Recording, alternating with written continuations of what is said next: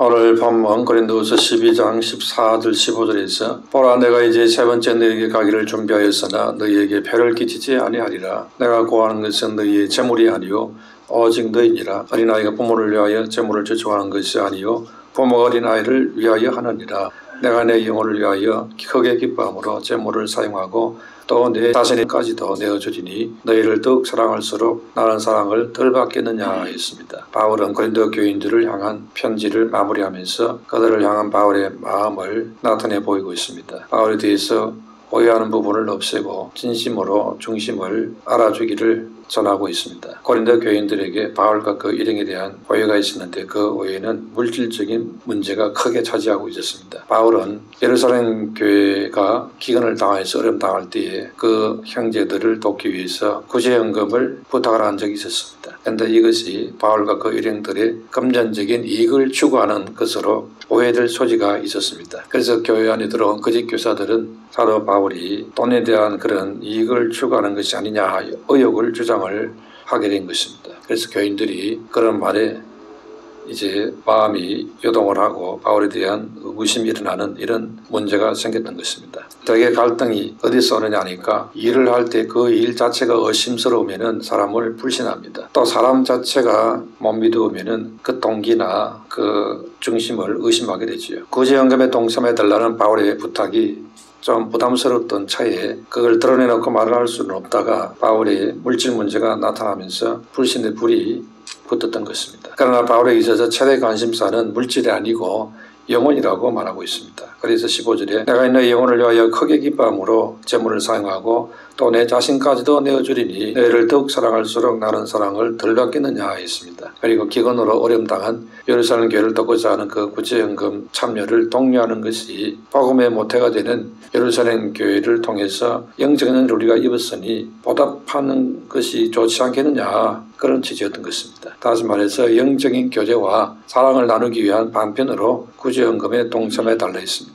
그러므로 구원받은 성도는 단지 육신적인 이해관계에 따라 행동하고 처신하는 것이 아니라는 것입니다. 오늘 본문에서 바울은 고린도 교회에서 물질 때문에 오해를 받게 되었을 때에 하나님의 이런 물질 앞에서 모두가 다 영혼을 위한 것이라고 강조하고 있습니다. 인간에게 영혼은 하나밖에 없습니다. 그렇기 때문에 소중한 것입니다. 그리고 믿는 자들에게 영혼이 중요한 또 다른 이유는 그 영혼의 생명이 있기 때문에 그렇습니다. 그런데 인간에게 영혼이 있다는 사실을 인정하지 않는 사람들이 있습니다. 해상 사람들이 그렇지요. 특히 실존주의 철학자 사르트르는 사람에게 영혼이 없다고 주장을 했습니다. 그러나 나이들의 병들어 이제 죽게 됐을 때에 폐수종으로 1980년 3월에 프랑스 파리의 브루세 병원에 입원했습니다. 사르트르는 한 달 동안 이 병원에서 발악을 했습니다. 사르트르는 의사와 간호사에게 소리를 지르고 찾아온 사람들에게 고함을 치고 절구했습니다. 영혼도 하나님도 안 믿는다는 사람이 죽음은 어지간히 더 두려웠던 것입니다. 그 죽음에 대한 공포와 불안 때문에 자기 병명이 무엇인지 곁에 있는 아내에게 물어보면 되는데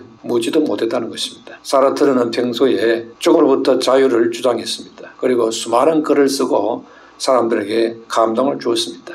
젊은이들은 그 강력과 글에 환호했습니다. 그런데 막상 자기 자신이 죽음 앞에 서게 되니까 두려움에 몸부림치며 발악을 했습니다. 결국 죽음에 대해 그렇게 기고만장하던 사르트르는 입원한 지 한 달 만에 허무하게 세상을 떠나고 말았습니다. 프랑스 신문에서는 사르트르가 죽음으로부터 자유를 그렇게 외쳤는데 그의 말로가 비참하게 됐다고 기록했습니다. 왜 그렇게 비참하게 되었느냐 그 이유에 대해서 대설특별을 했습니다. 그런데 한 독자의 투고 기사가 실렸습니다. 사르트르가 죽음 앞에서 자유가 없었던 이유는 죽음 후에 그가 돌아갈 고향이 없었기 때문이다. 그렇게 지적했습니다. 바울이 전생을 걸고 예수님의 십자가 부활 복음을 전하는 이유는 바로 이 사르트르와 같이 영혼이 없다고 주장하고 살다가 죽음 앞에 초라하게 무너지는 그런 인생들을 위해서 애를 썼던 것입니다. 한 사람이 육신과 세상이 전부인 줄 알고 살다가 죽은 이후에야 비로소 아차 영혼이 있고 내세가 있고 하나님이 계시는구나 이렇게 되어진다면 그 비극은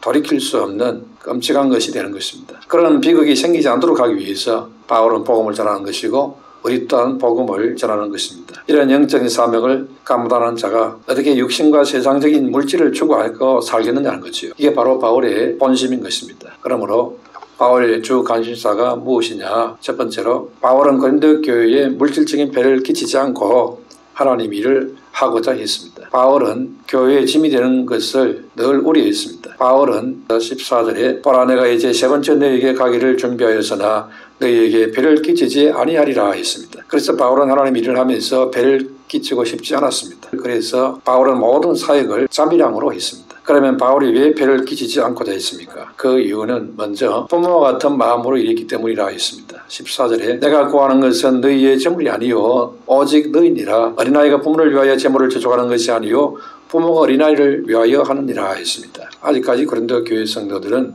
믿음이 적은 사람들이 많았기 때문에 그걸 배려했다는 것입니다. 믿음 적은 사람들이 중요시 여기는 것은 재물과 명예와 쾌락 같은 것들입니다. 그러나 믿음이 발전하면 발전할수록 재물은 하나님께 드리는 헌금으로 여기게 되고 영광과 명예를 하나님께 돌리는데 힘쓰는 것입니다. 그리고 쾌락보다는 하나님의 말씀대로 사는 것을 더 큰 보람과 기쁨으로 여기는 것입니다. 그런데 고린도 교인들이 아직 믿음이 적었기 때문에 그런 수준이 되지를 못했습니다. 그래서 그 수준에 맞춰서 바울이 보조를 취했던 것입니다. 그러니까 재물을 중시하게 여기는 고린도 교회 성도들을 배려해서 재물에 폐를 끼치지 않으려 했던 것이지요. 그래서 바울은 고린도 교회 성도들에게 조금 더 재물을 그들에게서 구하지 않았습니다. 이렇게 폐를 끼치지 않으려 했다는 것입니다. 바울의 생각에는 고린도 성도들에게 폐를 끼치지 않으므로 그들이 더 하나님을 잘 믿을 것으로 생각을 했던 것입니다. 바울은 고린도 교회 성도들이 재물인 사례를 요구하지 않는 것은 그들에게 폐를 끼치지 않으려고 하는 그런 동기였다는 것입니다. 바울이 정말 원하는 것은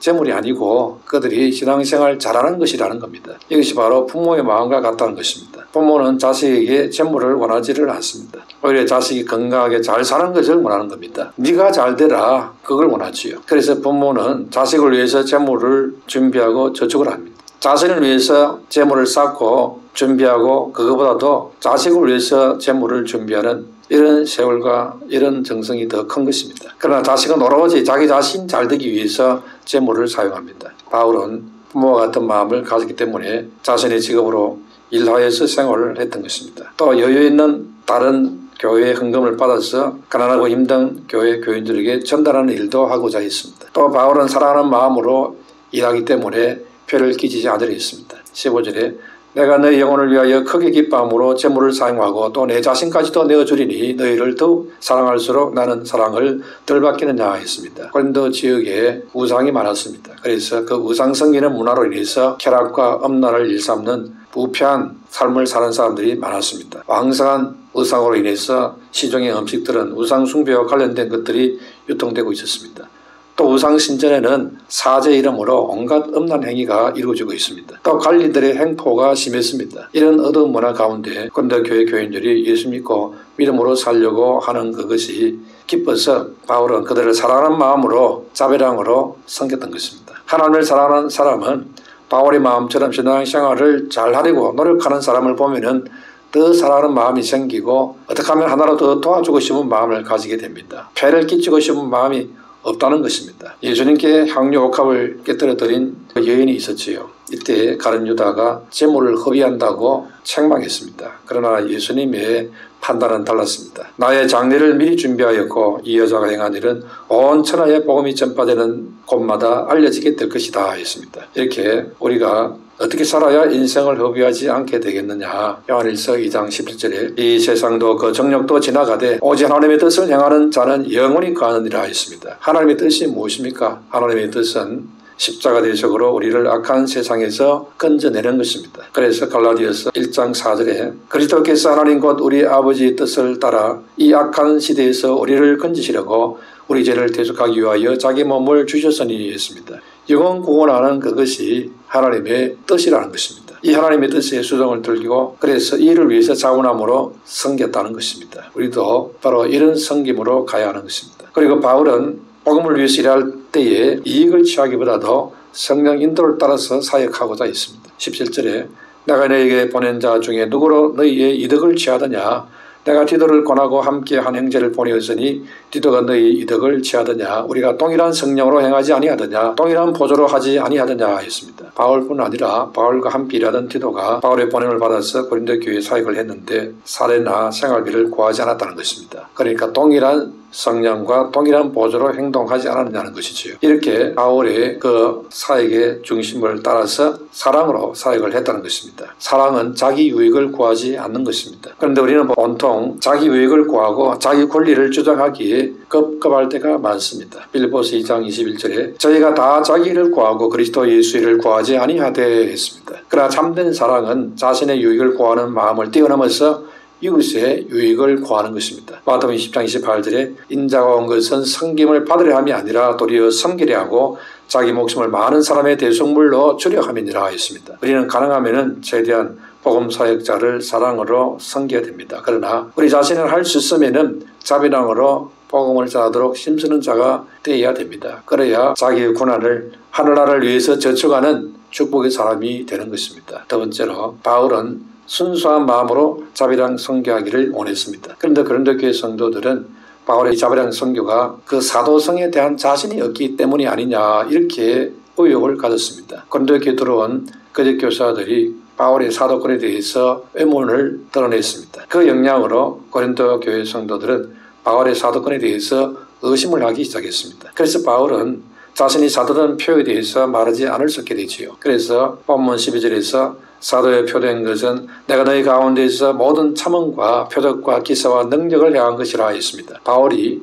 대적자들은 사도의 표로 표적과 기사와 능력 행하는 것으로 보았다는 것을 알 수 있습니다. 그런데 바울은 거기에 한 가지를 더해가지고 고난을 당하면서도 참는 것이 사도의 표라고 했습니다. 바울을 대적하는 거짓 교사들이 바울의 사도권을 부인하는 이유 중에 하나가 바울이 값없이 자비랑으로 고린도 교회 성도들을 섬기는 그것을 문제시했습니다. 그러니까 뭔가 떳떳하지 못하니 고린도 교회에서 사례를 받지 못하고 도움을 받지 못하고 사용하는 것이 아니냐 이런 식으로 오히려 문제를 제기했던 것입니다. 바울의 그 자비랑의 선한 마음이 오히려 곡해가 돼가지고 공격의 대상이 된 거지요. 이렇게 바울을 대적하는 거짓 교사들이 바울의 사도권을 부인한 이유 중 하나가 바울이 값없이 자비랑으로 일을 했다는 겁니다. 그게 원인이 됐다는 거지요. 그들은 예수님의 말씀처럼 어디를 가든지 머무는 곳에서 먹을 것을 제공받는 그것을 당연한 것으로 여겼습니다. 그런데 그걸 하지를 못하는 이 바울을 보면서 사도가 아니기 때문에 그렇지 않느냐 이렇게 공격을 한 것입니다. 이에 대해서 바울은 변명하기를 고린도서 12장 13절 15절에서 말했습니다. 보라 내가 이제 세 번째 너희에게 가기를 준비하였으나 너희에게 배를 끼치지 아니하리라. 내가 구하는 것은 너희의 재물이 아니요 오직 너희니라. 어린아이가 부모를 위하여 재물을 저축하는 것이 아니요 부모가 어린아이를 위하여 하느니라.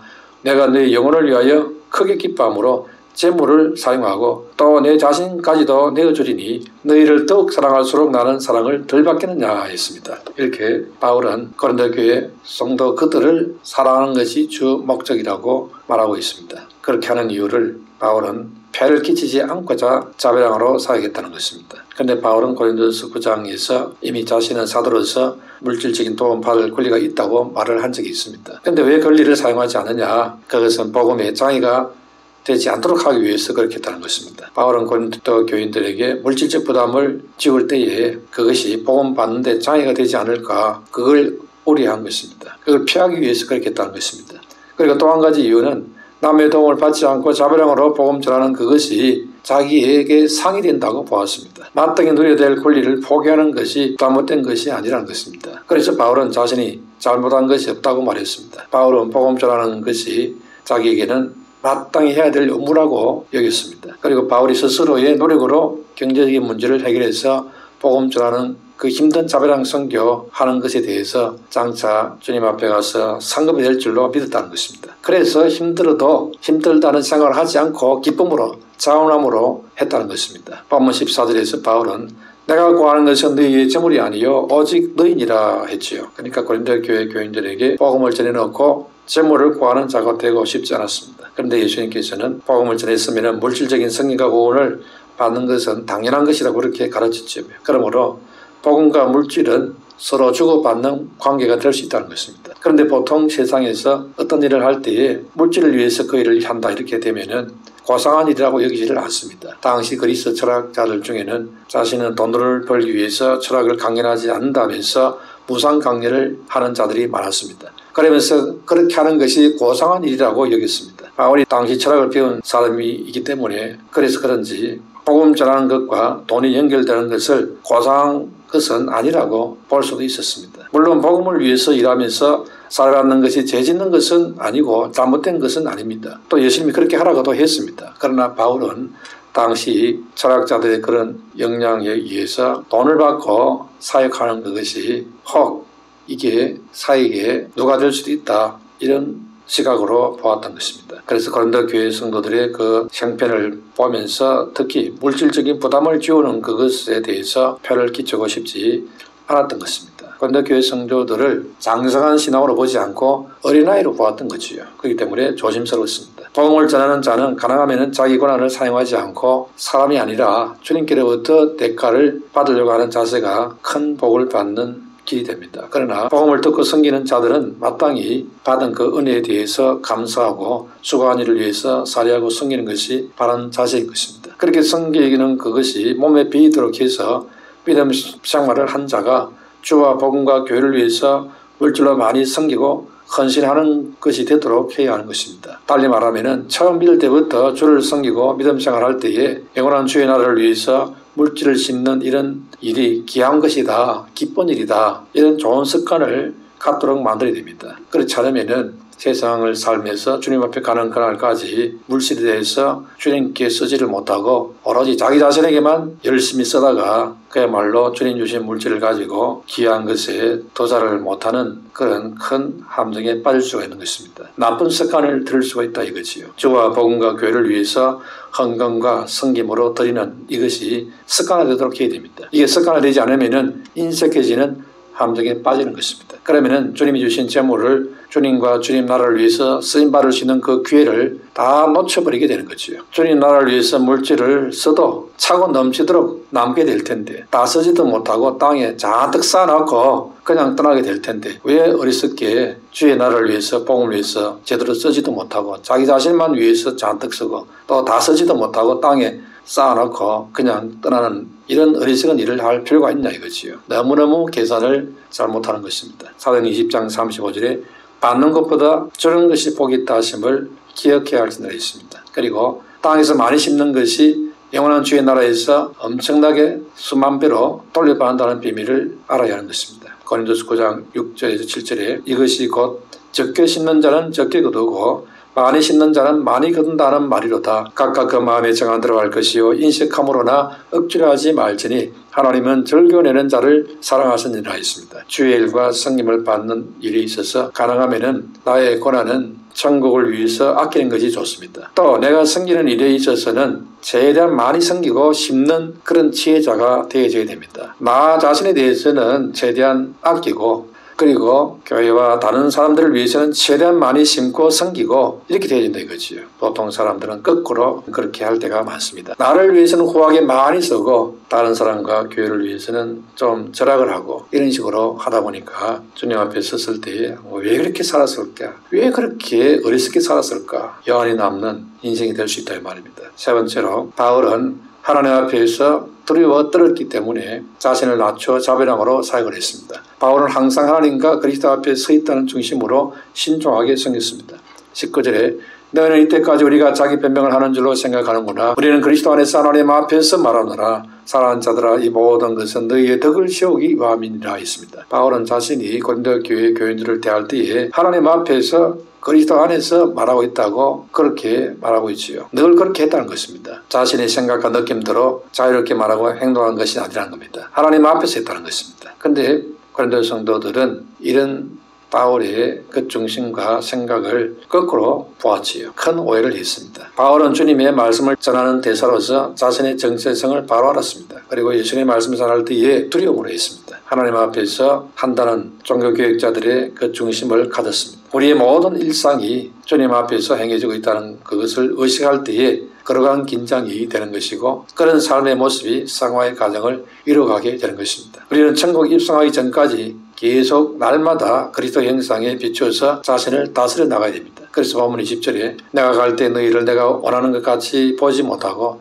또 내가 너희에게 너희가 원하지 않는 것과 같이 보일까 두려워하며 또 다툼과 시기와 분냄과 당짓는 것과 비방과 수군거림과 거만함과 혼란이 있을까 두려워하고 또 내가 다시 갈 때에 내 하나님이 나를 너희 앞에 나서실까 두려워하고 또 내가 전에 죄를 지은 여러 사람의 그 행한 바 더러움과 엄란함과 호색함을 회개하지 아니함 때문에 슬퍼할까 두려워하노라 했습니다. 하나님은 우리가 그리스도의 형상으로 변화되는 그것을 기대하고 계십니다. 그래서 말씀의 다스림을 받고 성령의 역사를 통해서 속사람이 변화되어 가야 한다는 것입니다. 사도 바울은 서신을 통해서 고린도 교회 성도들의 그 미성숙을 짚고 있습니다. 그리고는 과거의 그런 미성숙함 때문에 시끄러웠던 것을 다시 상기시키면서 이제는 그런 길로 가서는 안 된다는 것이지요. 변화의 길로 간다는 것입니다. 하나님의 세계는 변화하는 세계인 것입니다. 하나님의 말씀 한마디로 텅 빈 공간을 아름다운 우주 공간으로 변화를 시켰습니다. 또한 하나님은 흙으로 멋진 남자로 변화시켰고 딱딱한 갈비뼈를 취해서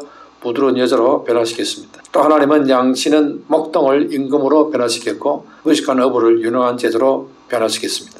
마찬가지로 하나님은 천만직축 같은 나를 말씀으로 다스려 변화시키고 하나님의 자녀로 세워주시고 주의 제자로 바꿔주시는 분인 것입니다. 그런데 어떤 사람이 그리스도의 형상으로 잘 변화됩니까? 예배의 사람이 될 때에 변화가 됩니다. 출애굽기 20장 24절에 내게 토단을 쌓고 그 위에 내 양과 소를 내 번제와 화목제를 드리라. 내가 내 이름을 기념하게 하는 모든 곳에서 내게 임하여 복을 주리라 했습니다. 또한 마음이 가난하여 사모하는 자에게 변화와 은혜가 임합니다. 예수님도 마태복음 5장 3절에 심령이 가난한 자는 복이 있나니 천국이 그들의 것이며 있습니다. 나는 연약하여 하나님의 도우심 없이는 살 수 없습니다 하면서 두 손을 드는 자에게 은혜가 임하게 되는 것입니다. 그리고 통회하는 심령을 가질 때에 하나님이 돌보시고 새롭게 만들어줍니다. 나아가서 말씀을 듣고 뜨는 자가 하나님의 돌보심을 받을 수가 있습니다. 사람이 66장 2절에 물은 마음이 가난하고 심령에 통회하며 내 말을 듣고 뜨는 자 그 사람은 내가 돌보려니와 했습니다. 하나님이 돌보시는 사람이 되면 변화가 오고 은혜가 오게 되는 것입니다. 그러므로 하나님의 돌보시는 복된 심령의 사람이 되시기를 축원합니다.